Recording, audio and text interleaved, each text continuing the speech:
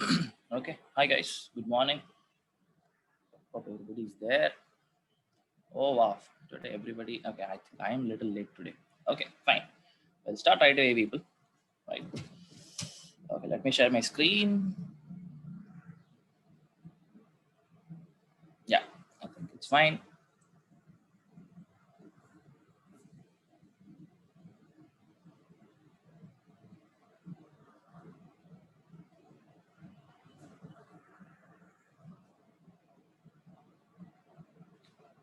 Okay. So yeah. So we have completed your chapter. That is your thermodynamics. Hope if you can remember. Right. So last thing we saw was second law of thermodynamics, right? So we saw two statements, isn't it? Right. So one statement was in terms of spontaneity of a process, right? So spontaneity of a process, I said that the direction of spontaneous change should be in such a way that the entropy of the universe is always increasing. That is, delta S universe is greater than zero for a spontaneous process, right? So we proved it, right? And then we took examples also for proving that, right? And then we spoke about what are all the conditions in which you'll be able to violate the second law, right? So I told you, can you tell me what are the two ways by which you will be able to violate the second law? I would say, wait. So the second statement, right? The second statement was about the engines, right? So can someone tell me what it said? The second law of thermodynamics with respect to engines. What did it say?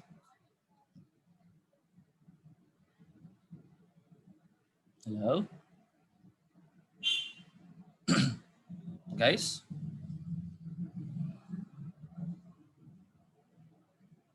You guys are able to hear me, right? Yes, sir. Okay, cool. So what I was asking is second law of thermodynamics, right? With respect to engines, what is the statement? There cannot be any engine which converts heat to 100% work. Absolutely, right? So if you give some amount of heat to the engine, right? So whatever the amount of heat given will not be directly 100% converted into work, right? There will always be some heat loss to the surroundings, right? Okay, so that's what we saw. So what were the two conditions in which I'll be able to violate this? And temperature is minus 273 Okay, degrees so Celsius. 0 Kelvin. Yes, if I do the process at 0 Kelvin, yes, I'll be able to violate it. Okay, second condition.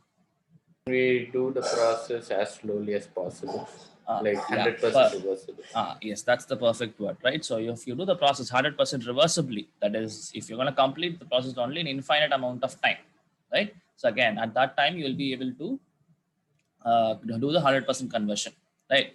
So then we went on to see how do you calculate the efficiency of an engine, right? See, definitely problems will come from that efficiency of the engine. Like I'll tell you T2 and T1, Q1 and Q2, all these things, right? So problems might come from that, right?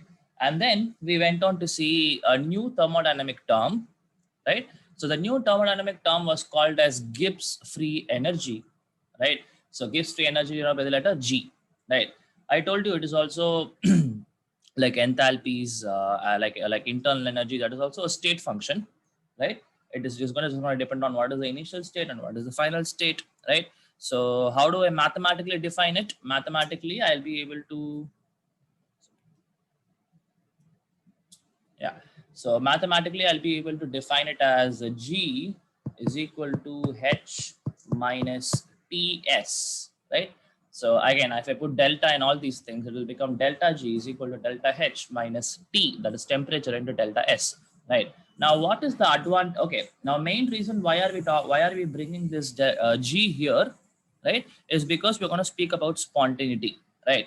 Now, what is the advantage? We already have one parameter which is going to help us determine the spontaneity of a process. Why are we going for G? Why are we going for Gibbs free energy? Even though I have something in terms of entropy, which determines whether the process is spontaneous or not, but still we go for G. What is the reason?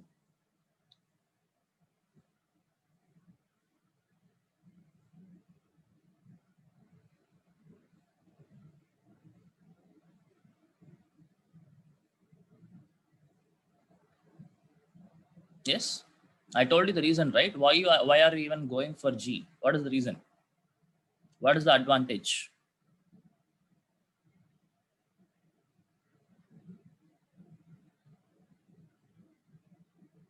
Nobody remembers.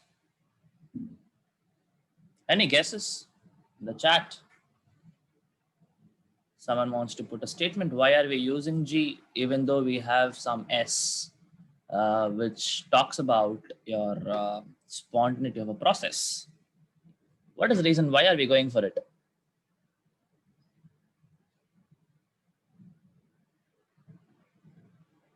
Nobody knows. How is it possible?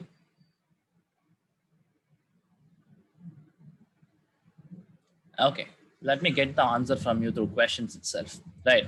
So for spontaneity of a process, right? So what do we do in terms of entropy?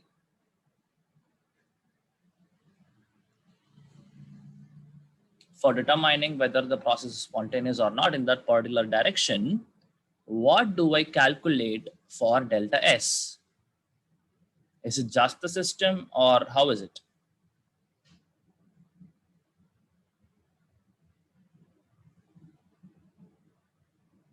Hello? Why is this so quiet today?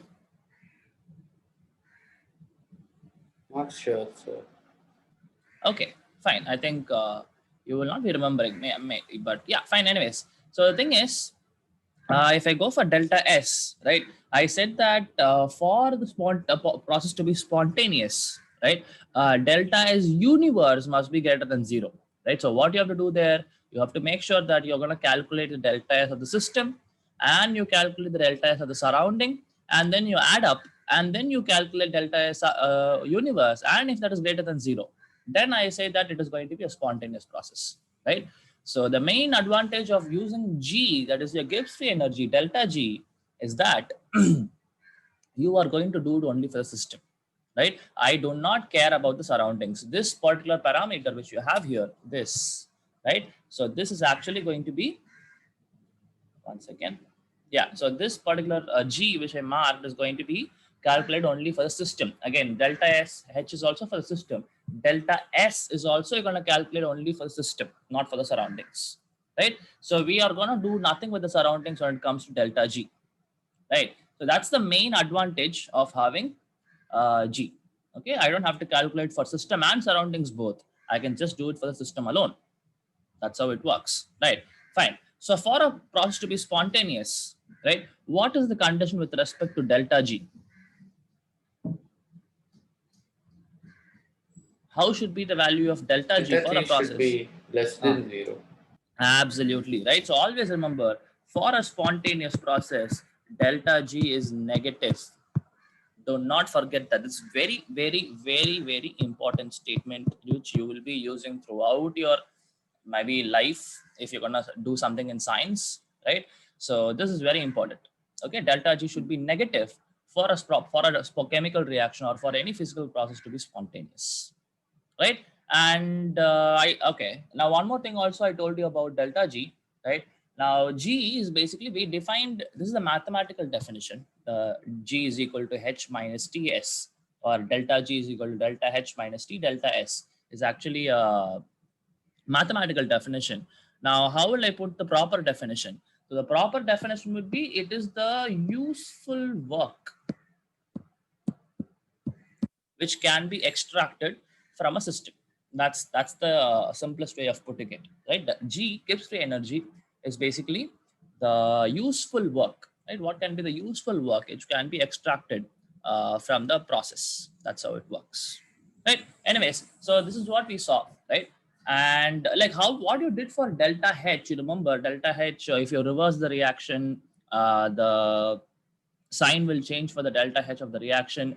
Everything holds good for your delta G also, right? Say for example, I give you A giving B is some delta G1, and say B giving C is some delta G2, right? And if they ask you what is the Gibbs free energy change for A to C, now what you have to do, delta G for this, basically if you add these two reactions, you will be getting it. So same thing you will be replicating in the delta G also. So whatever you did for your delta H, whatever the operations which are possible for delta H, all these operations are possible for Gibbs free energy also, because it's just energy, right? That is also energy, kilojoules per mole. This is also energy, kilojoules per mole. So whatever operations which were possible for H, that is delta H, the same operations are possible for delta G also.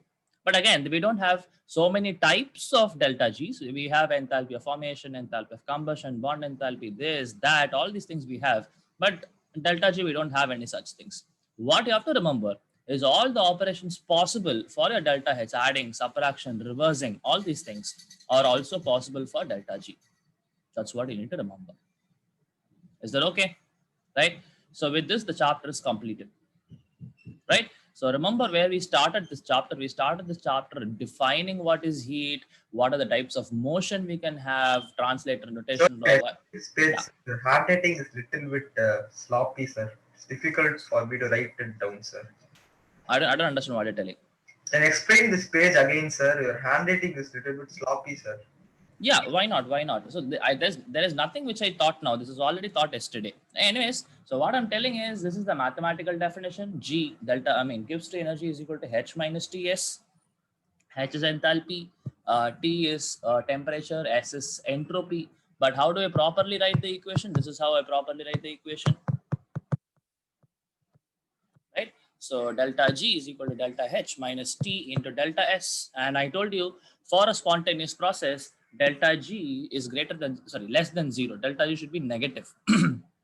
Right? And this is the mathematical definition. And this particular thing, as I say that it is a useful work which can be extracted from the process, is the proper definition for G. Right? And this speaks about, you studied about enthalpy, H, delta H. Right, so you remember that there can be some operations which are possible in what is their enthalpy. So if a given reaction is given to you, and say if you reverse it, so what will happen to the delta G? The delta H will also become the negative of that. So same thing goes for your delta G also. This will also get reversed, and say if you add 2 or more reactions, the delta G of those reactions can also be added together, or if you subtract, it can be subtracted together. So that's all about delta G. Is it okay? Yes. Did you understand? Sir. Okay, cool. Right. So with this, the chapter is completed, people. Right. So that's what I was talking. Where we started, look at it, and how much you know about heat, how much you know about thermodynamics now. Please do appreciate it. Right. We started with the different types of motion and their heat capacity values, zeroth law of thermodynamics, first law of thermodynamics, reversible processes, what is work, what is isothermal reversible expansion, adiabatic reversible expansion, different types of processes, isobaric, isochoric, isothermal, all these things. Then we went on to see the thermochemistry part of the thermodynamics, that is all things dealing with delta H. We saw so many types of enthalpies for different types of reactions. And then we went on to see the spontaneity, that is your second law of thermodynamics. And then obviously with respect to engines, and then lastly, we completed with your del G. Okay, right? Fine. So that's all about this chapter. Okay, so today we will be starting with this chapter, that is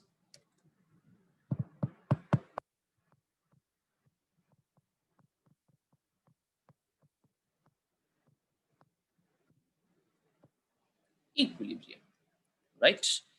Okay, so again, this part, this chapter can be, divided into 2 parts, right? One is the normal equilibrium, the other one is ionic equilibrium. Okay, so obviously you have to know what exactly is equilibrium, and then only you can go for the second part, right? Okay, fine. Let us go away with this, right? It's a very interesting chapter, interesting also, and you can have very good problems coming from this, right? So very rarely they might ask you theoretical questions from this chapter, but you need to know the concepts, you need to know the theory part. If you don't know that, you'll not be able to answer the numericals also, but mostly it will be numericals, and students find it a little difficult in this chapter to go on with the numericals, right? So whenever we do numericals, or whenever this chapter is pretty important, not only with respect to 11th chemistry, But again, with respect to the whole base of chemistry, this chapter again, thermodynamics, all these chapters are pretty important. Okay, right? Fine. So we'll go away with this. Fine. Tell me, people, when I say this word equilibrium, what comes to your mind? We already spoke about this, right? We saw one type of equilibrium in thermodynamics. What is that?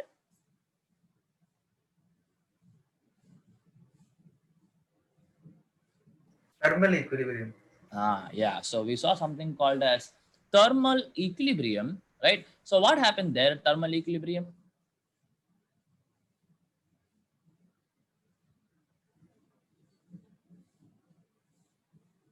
What happened there? I had two bodies, right, at different temperatures. So I kept them together. So now the heat will flow from the hotter body to the colder body, right? So what will happen then? Same temperature. So the process is eventually going to stop, right? The heat flow from the hotter body to colder body is going to stop when, excuse me, when both the bodies attain same temperature, isn't it? So at that point, we call that particular system as that particular system is in thermal equilibrium, right? Okay, so what do you understand from that? What do you mean by equilibrium in general? What do you understand from that? See, this is not a technical question. It is just an English word, right? What comes to your mind when you read this term, equilibrium? Everybody can put it in the chat box if you want. Just whatever one word. I think it's something like a state in which nothing changes. It remains Absolutely. a constant. Yes. Right. So yeah. So okay, that's one way of putting it. Any other way of putting it? You wanna give? That is one perspective, right? Any other people wants to add some points? Yes, it's a state where nothing changes. We can tell it like that. Yes. Any other thing?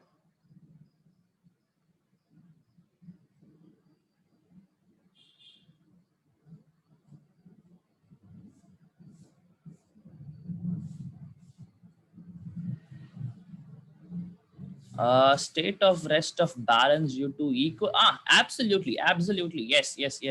So when I say that you are okay, what is that? I think the first law means Newton's first law or second law, which says that unless and until acted upon by an external force, right, the particle keeps on moving at a constant motion, right, something like that, right? So again, that is again an equilibrium when all the forces acting on the body, right, when all the forces acting on the body, what is that, are equal and opposite, right? So again, the net force acting on the body is zero. So I can say that yes, it's the particular particle is in equilibrium, right? So basically, what I'm trying to tell you is that equilibrium directly talks about this attaining stability. Obviously, when I attain stability, nothing of me changes. Okay, so when I say equilibrium, right, again, in the most crude words, I can say that when I reach equilibrium, nothing changes, as Rohan said, right?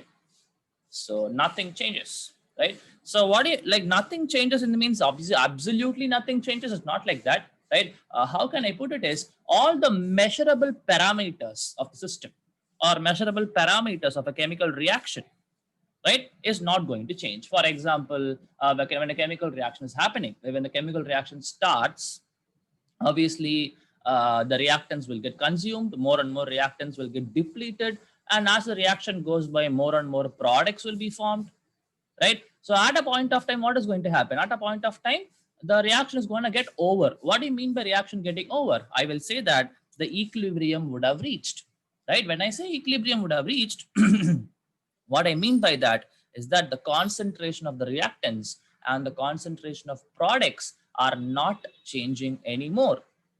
That's the best way of putting it, right?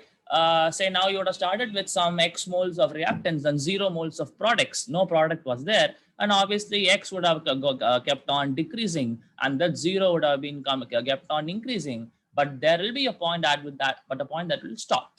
No change in the reactant concentration, no change in the product concentration. And obviously that means that no reaction is happening, right? So I would say that the reaction has come to an end, or in other words, I would say the reaction has reached equilibrium.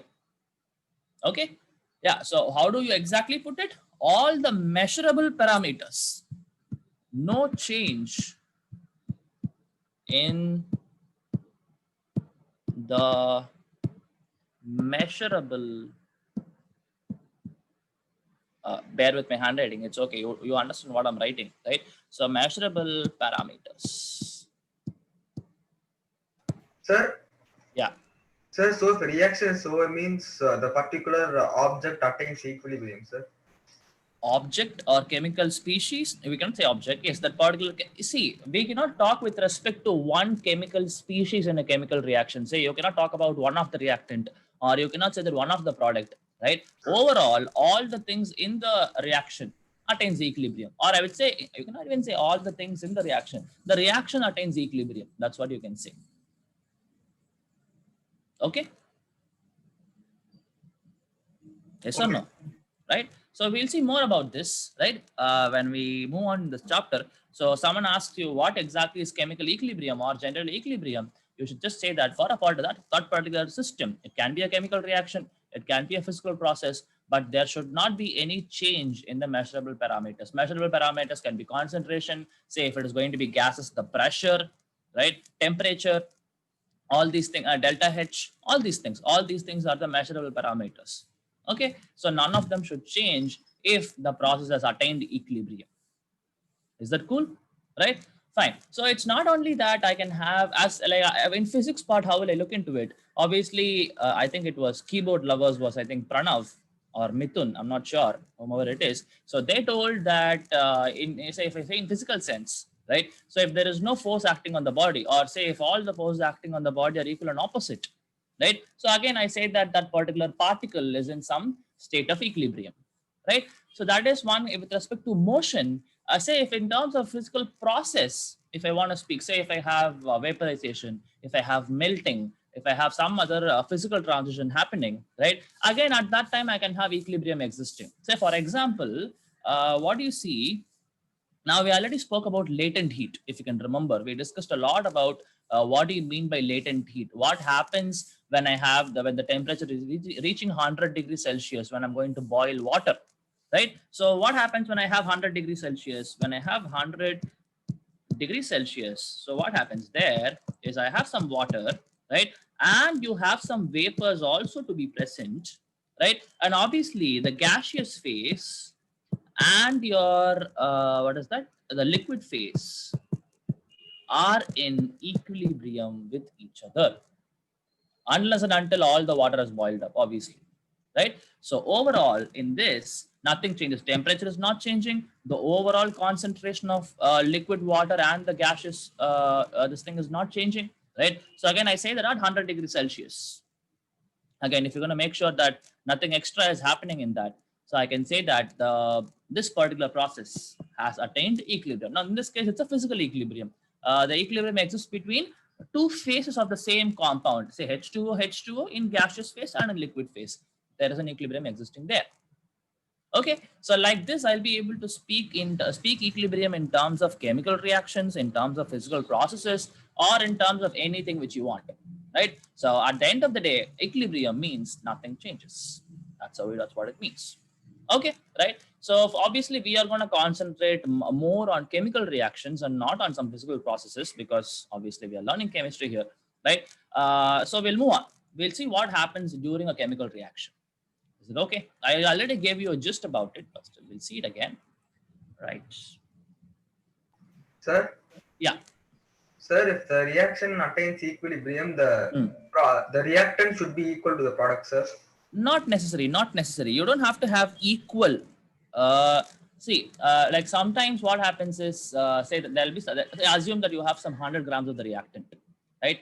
Say 100 grams of a reactant, if the reaction goes to completion, in the sense, if it undergoes 100% transformation, what happens when you have 100% transformation? I had 100 grams of reactant. All the 100 grams of reactant should have converted to the products. Now, initially, you had 100 grams of reactant and 0 grams of product. Now, at the end, what do you see? when I have 100% completion? 100 grams of product, 0 grams of reactant. Absolutely, right? So that means what? They need not be equal, right? No. So this is for 100% completion. Now you can even have 50% completion, 40% completion, something like that. That means what? At that particular time, when I have 40% of the reactant getting converted to the products, the reaction stops. The reaction is attaining equilibrium. But again, it need not be 50-50 always, and it won't be 50-50 all the most of the time. It can be different also. See, you are talking about one reactant on one product, but that's not necessarily the case, right? In every reaction I can have more than one reactant, more than one product. So it's all about going to be in terms of ratios, what is going to be left at the end of the reaction, or say what is going to be there at the end, or when I reach equilibrium, right? So all the concentrations will be in terms of we can say ratios, yes, because depending on stoichiometry, right? But again, they need not be 50-50% always. Is that cool? Right? Okay, so now what we do is I am going to plot a graph. Okay, I am going to plot a graph between concentration and time. Right, I'm going to plot a graph between concentration and time. Right, so during a chemical reaction, what is going to happen to the graph is what is the question. Right, so obviously people, you will not be able to explain the entire reaction, right, and with the help of only one graph. It's impossible, right? Because why? Say if I have a reaction, simple reaction like A giving B, one reactant and one product, that's it, right? So you will not be able to explain, or you will not be able to get the required information by plotting only one graph for this. It's really not a good method, right? So what do I mean by I'll not be able to do it with one graph? In the sense that you have to draw one graph for the reactants, right? And obviously you have to draw one graph for the products. There are going to be two graphs. So if I have say reaction like this, A plus B gives C plus D, something like this. Now you have to draw one for A, for B, for C, for D. We'll be getting four graphs in this itself. In this graph itself, you have to draw four different types of graphs, right? So again, there is no one particular graph for the entire chemical reaction. That too, if you speak with respect to concentration, right? So we are going to talk with respect to concentration of the reactants, concentration of products, and if you have more than one product, more than one reactant, all those concentration changes with respect to time are to be noted, and you are going to plot the graph.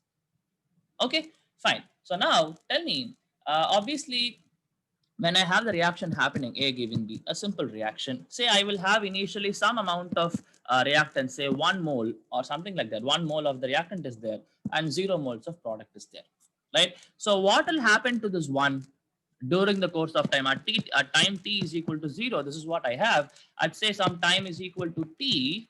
What do you think would have happened to this, and what do you think would have happened to this? No, I'm not asking you the value. Can you say again, sir? Sorry? Can you say again, sir? Yes. What I'm asking is, at some point of time, it need not be completion. Say at some point t, right? So what would have happened to the concentration of reactant, and what would have happened to the concentration of product?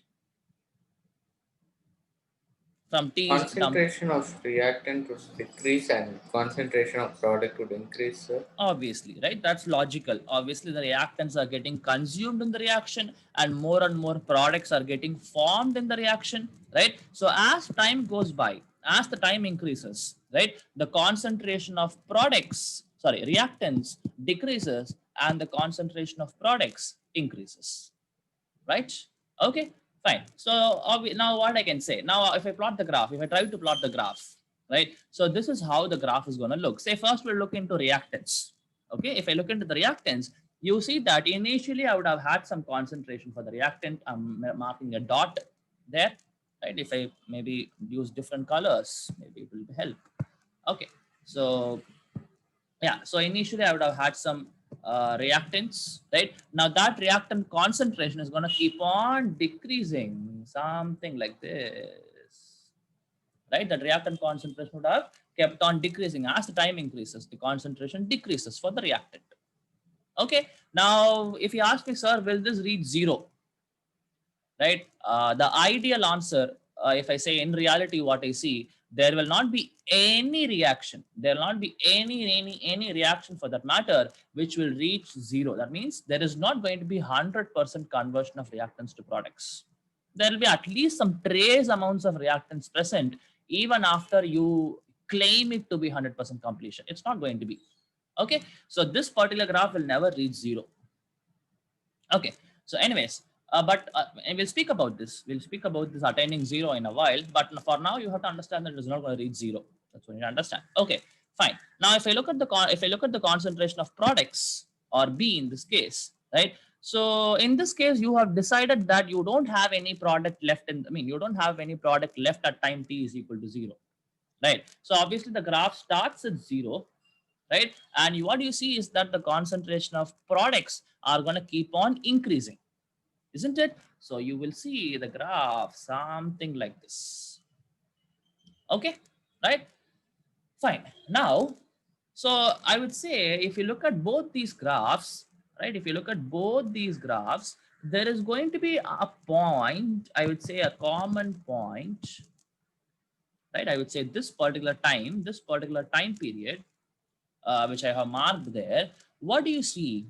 Can you tell me what do you see there after that particular point of time? The time p or the line which I have marked here, right? I mean, approximately at least. Can you tell me what do you see? What is happening there to the graph, or say to the concentration of reactants on products? Becoming parallel, sir. Becoming parallel. So what with respect? So if it's becoming parallel means what? What is not changing? Parallel with respect to time. The concentration of the reactant and the product is not changing with respect to time. So what do you mean by that? It's in equilibrium. Absolutely true, right? So this is the particular point which I have marked here. I would say that the reaction has reached equilibrium, right? So through the graph itself, you'll be able to understand where the reaction is attaining saturation. As you said, the nothing changes. The concentration is not changing. Both the concentration of the reactant and the concentration of the product, both are not changing with respect to time. So I say that the reaction has reached equilibrium. Now, till this point, you can see that there's a constant change. This also, there's a constant change till it reaches this point. And after this, the graph straightens out, right? That means it is going to become parallel to the x-axis, in the sense that the concentration of reactant as well as the product is not changing. So the technical word which we'll use is that the reaction has reached equilibrium, right? Okay, so this is the graphical way of visualizing how equilibrium works, right? Okay, now, okay, we are actually in this chapter. We are okay. Fine. Now let me draw another graph actually, just to give you an insight, right? Now what happens is in this particular reaction, A giving B, right? You decided that there is no product initially at time t is equal to 0, right? I told you that there is not going to be any product present in initial stage itself, but there can be reactions, right? There can be reactions where initially itself some amount of product might be present. Okay, fine. So in those cases, the graph will be a little different. The reactant graph is similar. Obviously, you cannot have the reaction without having the reactant itself. That is impossible, right? So this is for my reactant R, if I keep it, right? And if I look at the product, initially you started here at 0, right? But now if I say it's initially some 0.1 moles or say 0.5 moles, whatever it is, you are not going to start from 0. You are going to start it from some value, something like this. Again, you can see where it is attaining equilibrium, approximately, obviously, right? So this you have to be very careful, not very careful. It's pretty easy, right? Whenever the reactant concentration, the product concentration is 0, you start with 0. Whenever it is not, you don't start at 0. Simple as that. Okay, now from this graph, people, right? Actually, you will be studying about this in your 12th class. I have something called as a chapter called as chemical kinetics, right? So in your 11th now also you're studying kinetics and physics, correct? So what do you do there in kinetics? Tell me. Okay, now I'll answer this question. It's not a physics question. What is the difference between kinetics and kinematics? You're studying both, right?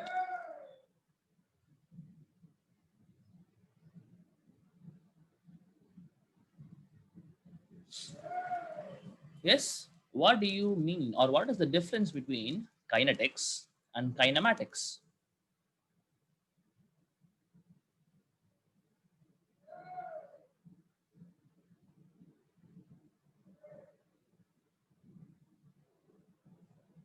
So, Hmm. kinematics is for, I think, motion. Kinetics is for related to force. You're telling the exact opposite. Kinetics is for force. Kinematics deals with, sorry. Kinetics is for motion, right? So the velocity, the distance time graph, calculating the velocity, calculating the acceleration, Newton's laws of motion, all these things come under kinetics, right? Kinematics talks about free body diagram, force acting on a body, all those different types of forces, how the particle will behave if I give some amount of forces, momentum, work energy, power, all these comes under kinematics. Okay, so again, when I say chemical kinetics, right, actually I am going to deal with how fast or how slow a chemical reaction happens. Okay, fine. So you'll be studying about it in depth in the 12th chapter, but again, we'll be using some of the glimpses of that in this chapter also, because that and this are related. Okay, fine. Now, from the graph, say from the first graph, right, you want to calculate what is the rate of a chemical reaction, right? What is the rate of this reaction? A giving B, any random reaction. If they ask you how calculate the rate of the reaction, okay. Now, how will you go about it, right? So now, first of all, we need to understand how are we going to interpret this. When I say rate, right, how are we going to interpret this, right? Now, please understand, when I say rate in a chemical reaction, I'm talking about a rate of change of concentration. Please remember this, rate of change. In this area alone is some problem. Okay, this rate of change of concentration, right? This is what is my rate, which I'm speaking about in chemistry. When I say chemical kinetics, if someone asks you, what do you mean by this rate, right? We're just going to speak about the rate at which the concentration is changing, right? Again, you will not be able to speak about the rate of an entire reaction directly. Why? Because you're talking in terms of rate of change of concentration, and you have different chemical species in the chemical reaction. Say I can have more than one reactant, more than one product, right? So you can talk with respect to one of the reactant or one of the product, right? Say I can say like the rate of change of concentration of A can be connected to the overall rate of the reaction. Same way, the rate of change or rate at which the concentration of B is changing, or say the rate at which C is changing, or the rate at which the concentration of D is changing, all can be individually calculated, right? And can be what to say, connected with the overall rate of the reaction. So this and all you'll see later in your 12th class. Okay. Now what I want to know is that this you understood. When I say rate, we are going to speak about the rate of change of concentration, right? Now if I give you this graph, the first graph which we saw here, right, can you calculate the rate of this reaction? Is it possible for you from the graph? Can you calculate that? Okay, maybe you will not be able to get this unless and until I give you this example now. Okay, so tell me a distance or displacement versus time graph is given to you. Okay, and I ask you to find the velocity. Can you find? Slope. Obviously, right? So what did you do there? What is velocity? How do you define velocity? How do you define velocity? Displacement by time. Hey, that is formula, man. How do you define it? Rate of change of position. Absolutely, right? It is rate of change of displacement. Good. That's how you define it, right? So what did you do there? Rate at which distance is changing, or rate at which the displacement is changing. So whenever you say at which rate, whenever you put some rate, it's always with respect to time. Please remember this. Okay, so now what did you say? Rate of change of displacement or rate of change of distance. Now with respect to what you're doing, with respect to time you're doing and what you're doing, and obviously you're doing it for distance, right? So that is how you get distance by time. From the definition itself, you can be able to get rate at which the distance is changing. So obviously what do you mean by that? Distance by time, right? Now, what I'm talking about in chemistry, I'm talking with respect to rate of change of concentration. So what I can tell about rate of a reaction, can you tell me how will I be able to write this, the formula?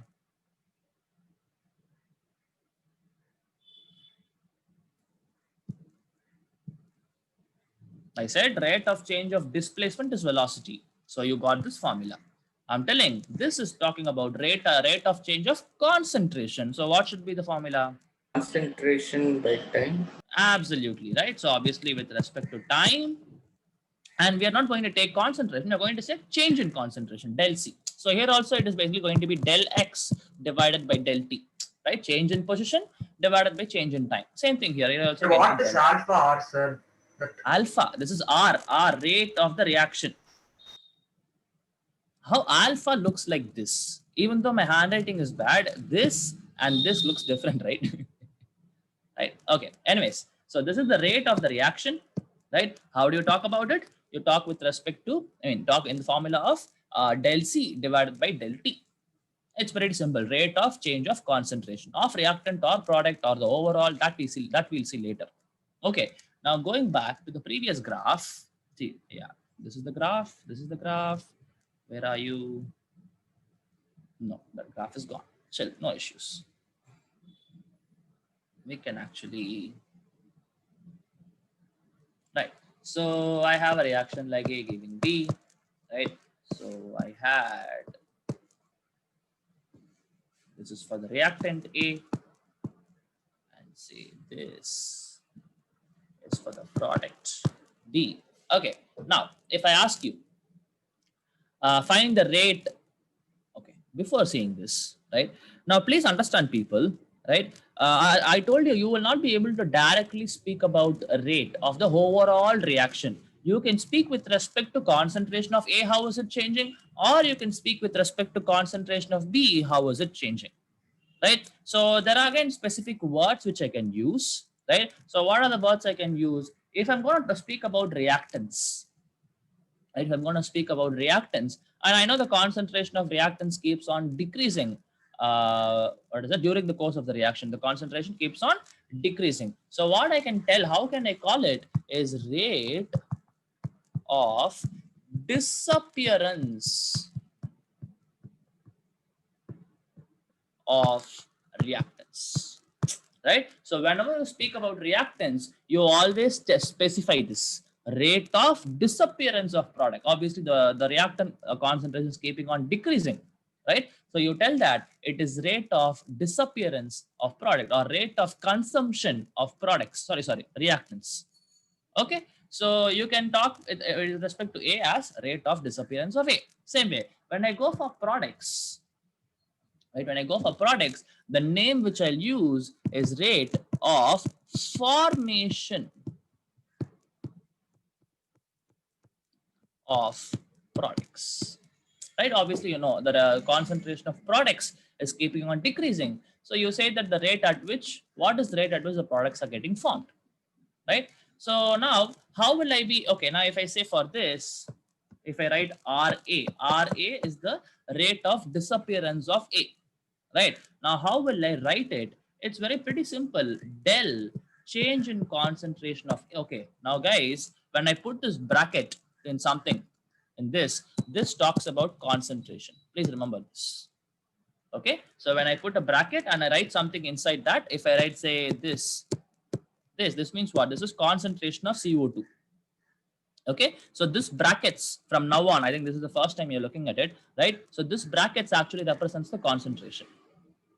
Okay, concentration of CO2, concentration of HCl. So HCl you can put here, like if instead of CO2. Okay. So anyways, so RA, you told me that rate is basically going to be del C divided by del T, that is change in concentration by change in time, right? So now how will I write RA? RA will be del A divided by del T. Same way, RB will be equal to change in concentration of B, del B divided by del T, right? So like this and all, you will be able to speak with respect to rate of a reaction. Okay. Now, why did I ask you all this is from the graph of A and B, can I calculate R and B, RA and RB from this graph? If yes, how will you do that?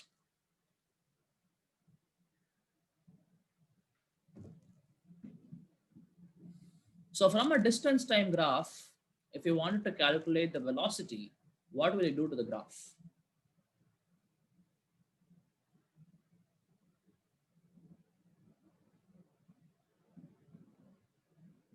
Do you understand my question? I have distance time graph given to you. Forget about this chemistry. I have distance time graph given to you. How will you calculate the velocity from the graph?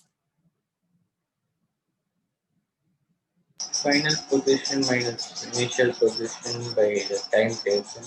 Okay, we don't have to go for final position and initial position. I can even take something in between also. What is it called as?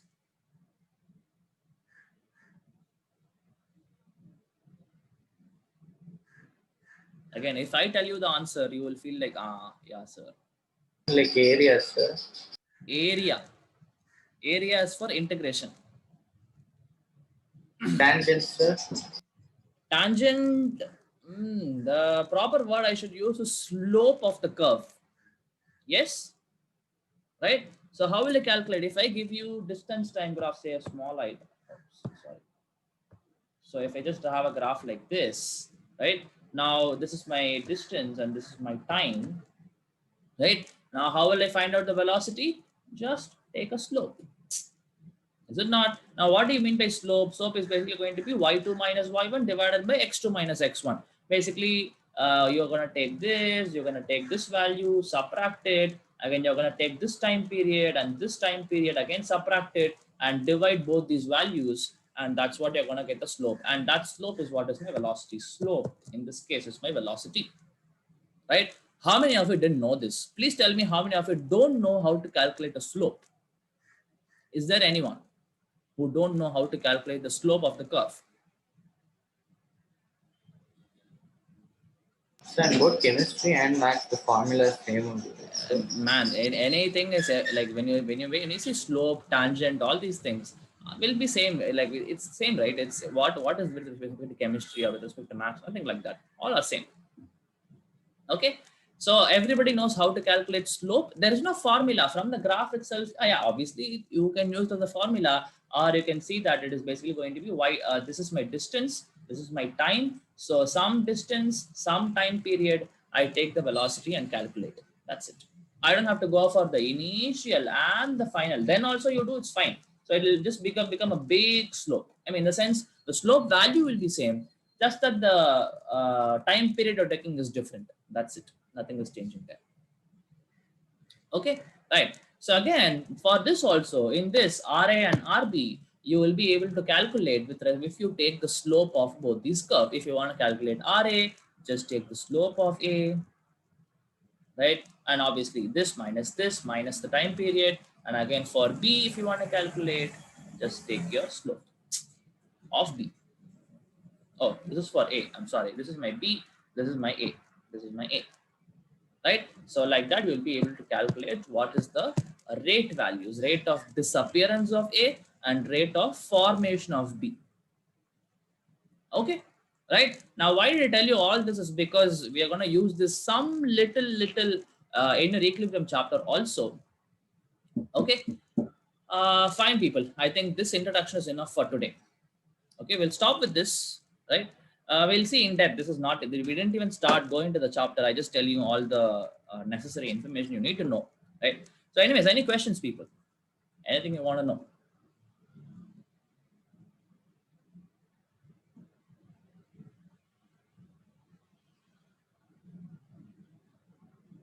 Okay, so I suppose there are no questions, right? Okay, guys, we'll see again, I think on Monday, right? So we'll continue this chapter. Okay, fine. Thank you so much. We'll meet So we again. don't have class tomorrow. So Friday. Oh, Friday we have, right? Yeah, yeah. Tomorrow we have. Correct, correct. Yes, tomorrow itself we'll see. Yeah, thank you. Yes. So tomorrow again on Monday, right? Okay, thanks, guys. We'll meet again. Thank you, sir. Yeah, Thank thank you, sir. you. Yeah.